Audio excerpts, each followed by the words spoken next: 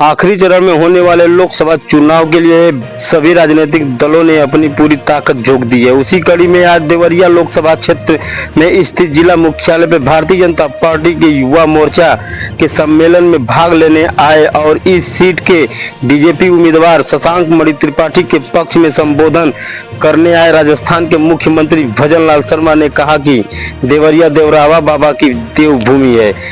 वहीं इस इलाके के मुख्यमंत्री योगी आदित्यनाथ ने आध्यात्मिक और राजनीतिक अलग जगाने का काम किया है।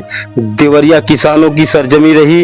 इस देश में बहुत बड़ा योगदान है। नौजवान देश का कर्णधार है।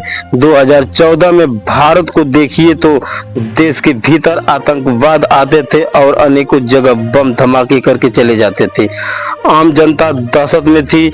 आतंकी संगठन को खत्म कर दिया गया।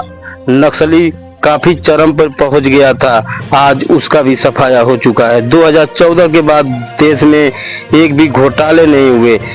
इसी को परिवर्तन कहते हैं। देश को 70 साल में कांग्रेस ने भिखारी बना दी है। आज भारत का दुनिया में सिर ऊंचा हुआ है। आने वाले दिनों में अर्थव्यवस्था के मामले में भारत नंबर 1 पर होगा। जो विकसित भारत बनाने का संकल्प है वह पूरा किया जाएगा। जाते जाते मुख्यमंत्री भजन लाल शर्मा ने कहा कि अपने मोबाइल फोन में जितने लोगों का नंबर फीड है उनसे बीजेपी के समर्थन में मतदान करने की अपील करें। देवरिया जनपद से त्रिभुवन त्रिपाठी की रिपोर्ट।